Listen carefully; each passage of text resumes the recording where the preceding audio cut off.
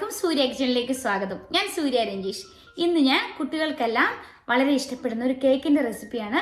പക്ഷേ ഈ കേക്കിൻ്റെ ഒരു പ്രത്യേകത എന്ന് പറഞ്ഞാൽ നമുക്ക് ഇത് ബേക്ക് ഒന്നും ചെയ്യാണ്ട് നമുക്കൊരു കേക്ക് ഉണ്ടാക്കിയെടുക്കാം. അപ്പോൾ നമുക്ക് എന്താണ് ഈ സ്പെഷ്യൽ കേക്ക് എന്നൊന്ന് കണ്ടിട്ട് വരാം. ഇന്നത്തെ നമ്മുടെ സ്പെഷ്യൽ കേക്ക് എന്ന് പറയുന്നത് നമ്മളൊരു ബ്രെഡ് വെച്ചിട്ടാണ് ഉണ്ടാക്കുന്നത്. ഞാനിവിടെ ബട്ടർ ബ്രെഡാണ് എടുത്തിരിക്കുന്നത്. നിങ്ങൾക്ക് ഏത് ടൈപ്പിലുള്ള ബ്രെഡ് വേണമെങ്കിലും എടുക്കാം. വൈറ്റ് ബ്രെഡ്, അങ്ങനത്തെ എന്ത് വേണമെങ്കിലും എടുക്കാം. ആദ്യം തന്നെ നമുക്ക് ഈ ബ്രെഡിന്റെ ഈ സൈഡെല്ലാം ഒന്ന് കട്ട് ചെയ്ത് എടുക്കുകയാണ് ആദ്യം ചെയ്യേണ്ടത്. ആദ്യം തന്നെ നമുക്കിങ്ങനെ ഓരോ ബ്രെഡും എടുത്ത് ഇതിന്റെ സൈഡ് നമുക്കൊന്ന് കട്ട് ചെയ്തെടുക്കണം. അതിനുവേണ്ടി ഇതേപോലെ നമ്മൾ ബ്രെഡിന്റെ പീസ് സൈഡെല്ലാം ഇങ്ങനെ കട്ട് ചെയ്ത് നമുക്ക് റെഡിയാക്കി വെക്കാം. ഇപ്പോൾ ഞാൻ ബ്രെഡിന്റെ സൈഡെല്ലാം കട്ട് ചെയ്ത് റെഡിയാക്കി എടുത്തിട്ടുണ്ട്. ഇതാണ് ഈ ബ്രെഡിന്റെ ഈ സൈഡൊന്നും നമുക്ക് കളയേണ്ട ആവശ്യമില്ല, വേസ്റ്റാക്കി. ഇത് നമുക്ക് നന്നായിട്ട് ഡ്രൈ റോസ്റ്റ് ചെയ്തിട്ട് പൊടിച്ചെടുക്കുകയാണെങ്കിൽ നമുക്കിത് ബ്രെഡ് ക്രംസ് ആയിട്ട് യൂസ് ചെയ്യാം. അടുത്തതായി നമ്മളുടെ കേക്കിന് ഫ്രോസ്റ്റിംഗ് ചെയ്യണമല്ലോ. അതിനായി ഞാനിവിടെ ഒരു ബൗൾ എടുത്ത് വെച്ചിട്ടുണ്ട്. ഞാൻ അതിലേക്ക് ഒരു 1.5 കപ്പ് നമ്മളുടെ വിപ്പിംഗ് ക്രീം ഒഴിച്ചു കൊടുക്കുകയാണ്. ഇതൊരു കപ്പ്, അതിൻ്റെ കൂടെ ഒരു 1/2 കപ്പും കൂടെയാണ് ഞാൻ ഒഴിച്ചു കൊടുക്കുന്നത്. അതിനുശേഷം നമുക്കിത് നന്നായിട്ട് ബീറ്റ് ചെയ്തെടുക്കണം. ഇപ്പോൾ ഞാൻ ഈ ഹെവി വിപ്പിംഗ് ക്രീം നന്നായിട്ടൊന്ന് ബീറ്റ് ചെയ്ത് കൊടുക്കാൻ പോവുകയാണ്. ഇത്രയും ഒന്ന് അടിച്ച ശേഷം ഞാൻ ഇതിലേക്ക് ഒരു 1/2 കപ്പ് പൊടിച്ച പഞ്ചസാര എടുത്തു വെച്ചിട്ടുണ്ട്. ഞാൻ അതിൻ്റെ ഒരു ഹാഫോളം മാത്രം ഇപ്പോൾ ഇട്ട് കൊടുക്കുകയാണ്. അതിനുശേഷം ഇത് ചെറുതായിട്ടൊന്ന് ഇളക്കി കൊടുക്കുക. ഇളക്കി കൊടുത്തില്ലെങ്കിൽ നമ്മൾ ബീറ്റ് ചെയ്യുമ്പോഴത്തേനും ആ പൗഡറെല്ലാം മുകളിലേക്ക് ഇങ്ങനെ തെറിച്ച് വരും.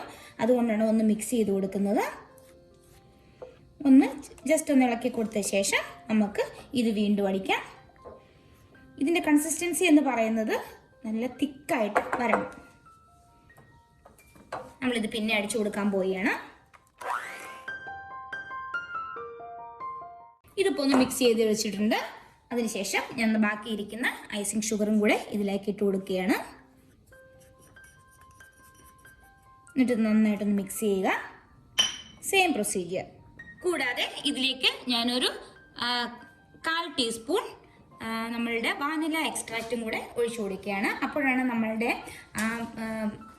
ഫ്രോസ്റ്റിങ്ങിന് നല്ല ഒരു ടേസ്റ്റ് കിട്ടുന്നത്. ഇനി ഇതിനെ നന്നായിട്ട് നമ്മൾ അടിച്ച് പകർത്തിക്കാൻ പറ്റും.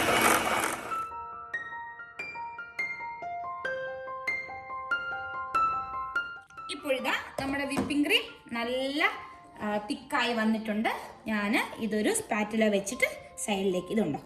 ഇതിൻ്റെ ശരിക്കും കൺസിസ്റ്റൻസി എന്ന് പറഞ്ഞാൽ നമ്മൾ ഈ പാത്രം എടുത്ത് ഇങ്ങനെ കമത്തിയാൽ ഇത് താഴേക്ക് വീടരുത്. അതാണ് നമ്മളുടെ ഇതിൻ്റെ കൺസിസ്റ്റൻസി എന്ന് പറയുന്നത്. ഇതുണ്ട്. ഇതിപ്പോൾ നമ്മുടെ ആവശ്യത്തിന് തിക്കായി വന്നിട്ടുണ്ട്. ഇത് നമ്മൾ എപ്പോൾ അടിക്കുന്നോ അപ്പോൾ തന്നെ എടുത്ത് ഫ്രിഡ്ജിൽ വയ്ക്കുക.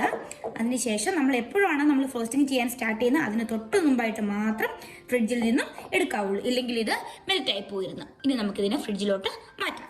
അടുത്തതായി നമ്മൾ ചെയ്യാൻ പോകുന്നത്, നമ്മൾ ഈ ഫ്രോസ്റ്റിങ്ങിനെ ഒരു കവറിലേക്ക് നിറയ്ക്കണം. അതായത് നമുക്ക് ഷേപ്പൊക്കെ കൊടുക്കാൻ വേണ്ടി നിങ്ങൾക്ക് വേണമെങ്കിൽ ഇതേപോലത്തെ ഒരു കവർ യൂസ് ചെയ്യാം. അതായത് നമ്മളുടെ പൈപ്പിംഗ് ബാഗാണിത്. ഇപ്പോൾ ഈ പൈപ്പിംഗ് ബാഗ് ഇപ്പം കയ്യിലില്ലെങ്കിലും വിഷമിക്കേണ്ട.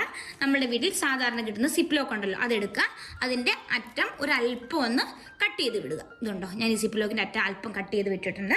അതിനുശേഷം ഞാൻ ഈ സിപ്ലോക്കിനകത്തേക്ക് ഞാനിപ്പോൾ ഒരു നോസിലാണ് എടുത്തിരിക്കുന്നത്. അത് നമ്മൾ ഈ സിപ്ലോക്കിലേക്ക് ഇങ്ങനെ ഇറക്കിയതിനു ശേഷം നമ്മൾ നന്നായിട്ട് ഇങ്ങനെ പ്രസ് ചെയ്ത് കൊടുക്കുക. അതായത് നമ്മുടെ ആ സിപ്ലോക്കിൽ നിന്നും നമ്മളുടെ ഫ്രോസ്റ്റിങ് കറക്റ്റ് ഒരു ഷേപ്പിൽ വീഴാൻ വേണ്ടിയാണ് നമ്മളിങ്ങനെ ഇട്ട് കൊടുക്കുന്നത്. അതിനുശേഷം നമ്മൾ ഈ സിപ്ലോക്കിലേക്കാണ് നമ്മളുടെ ഈ ഫ്രോസ്റ്റിങ് നമ്മൾ ഫില്ല് ചെയ്യാൻ പോകുന്നത്. ഇതിപ്പം നല്ല ടൈറ്റായിട്ടിരിക്കുന്നുണ്ട്. ഇത് താഴേക്ക് പോരില്ല. അല്പം മാത്രം കട്ട് ചെയ്യുക. അതിനുശേഷം ഇങ്ങനെ ഒന്ന് വലിച്ച് പ്രസ് ചെയ്ത് കൊടുക്കുക. അതിനുശേഷം നമുക്കിതൊരു ഗ്ലാസ്സിലേക്ക് ഈ സിപ്ലോക്കിൻ്റെ നമ്മൾ നോസിലിട്ടേക്കുന്ന ഭാഗം ഇങ്ങനെ ഇറക്കി വെച്ച് കൊടുക്കുക. അതിനുശേഷം ഇതിങ്ങനെ ചെയ്യുക.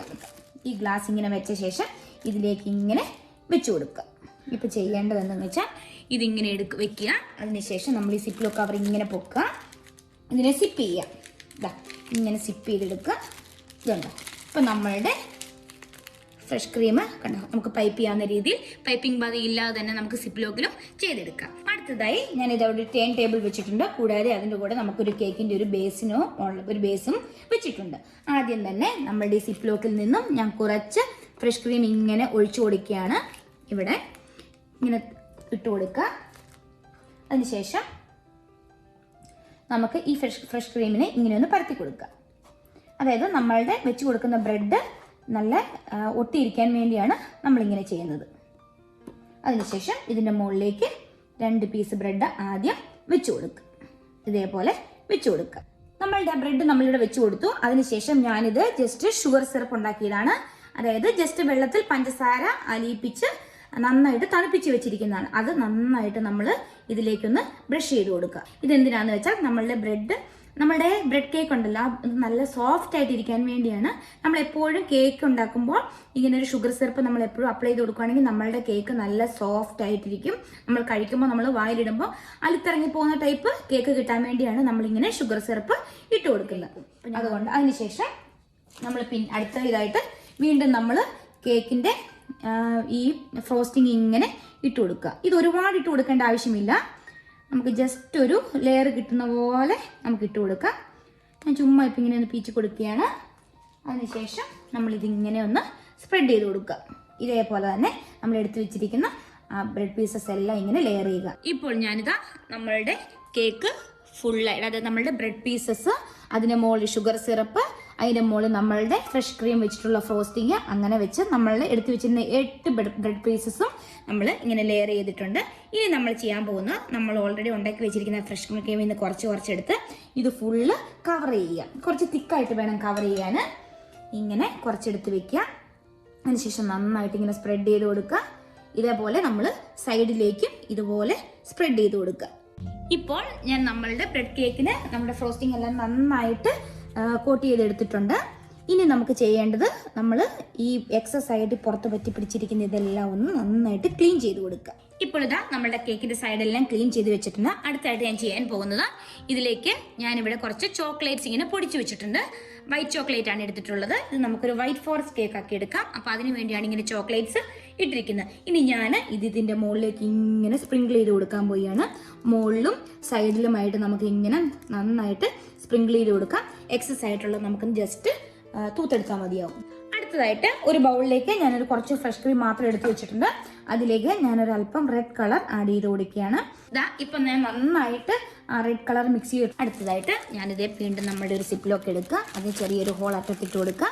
അതിനുശേഷം നമ്മൾക്ക് ഏത് ഷേപ്പിലാണോ വേണ്ടത് അതിനനുസരിച്ചിട്ടുള്ള നോസിൽ നമ്മൾ ഇതിലേക്ക് ഇട്ട് കൊടുക്കുക.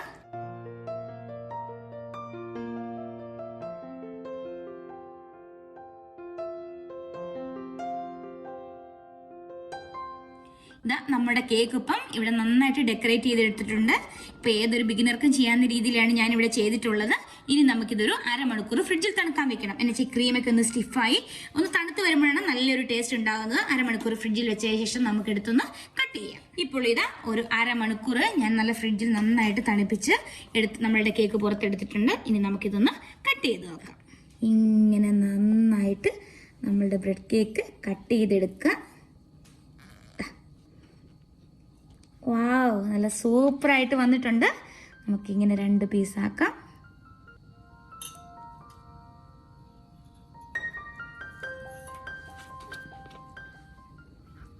നമുക്കിതെല്ലാം പീസസ് ആക്കി എടുക്കാം. നല്ല സോഫ്റ്റ് ആയിട്ട് തന്നെയാണ് നമ്മളുടെ കേക്ക് ഇരിക്കുന്നത്. ഇനി നമുക്കിതിൻ്റെ ഒരു പ്ലേറ്റിലെടുത്തുനിന്ന് കഴിച്ചു നോക്കാം. ഇന്ന് നമ്മുടെ ബ്രെഡ് കേക്ക് ടേസ്റ്റ് ചെയ്യാൻ വേണ്ടി സ്വീറ്റ്സ് ഇഷ്ടമുള്ള കുട്ടികൾ തന്നെയാണ് എത്തിയിരിക്കുന്നത്. ഗീതുകുട്ടിയും ഋഷിക്കുട്ടനും. നമുക്ക് കേക്ക് ടേസ്റ്റ് ചെയ്ത് നോക്കാം.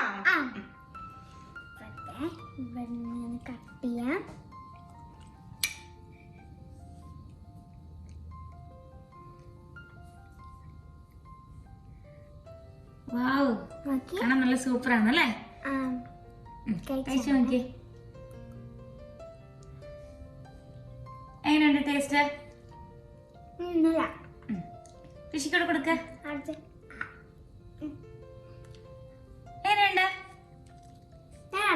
സൂപ്പർ. ആ ക്രീമിന്റെ എല്ലാത്തിന്റെ ടേസ്റ്റ് ഒക്കെ വരുന്നുണ്ട്. എന്നിട്ട് കഴിച്ചു നോക്കിയേ. ബ്രെഡ് ആണെന്ന് തോന്നുന്നു. ഹാർഡ് ആയിട്ടാണോ സോഫ്റ്റ് ആയിട്ടാണ് ഇരിക്കുന്നത്? സോഫ്റ്റ് ആയിട്ട്. ഋഷിയും ബ്രെഡ് ഉണ്ട്. അപ്പോൾ നിങ്ങളും ഇതുപോലത്തെ ഒരു ബ്രെഡ് കേക്ക് ഒന്ന് ഉണ്ടാക്കി നോക്കണം. എല്ലാവർക്കും ഉണ്ടാക്കാവുന്നതാണ്. വീട്ടിൽ തന്നെ ഉണ്ടാക്കിയെടുക്കാം, പെട്ടെന്ന് തന്നെ ഉണ്ടാക്കിയെടുക്കാം. അപ്പോൾ ഇതുപോലൊരു കേക്ക് ഉണ്ടാക്കിയിട്ട് എങ്ങനെയുണ്ടെന്ന് പറയണം കേട്ടോ. അപ്പോൾ ഇനി പുതിയൊരു വീഡിയോ ആയി കാണുന്നവരെ ബൈ ബൈ.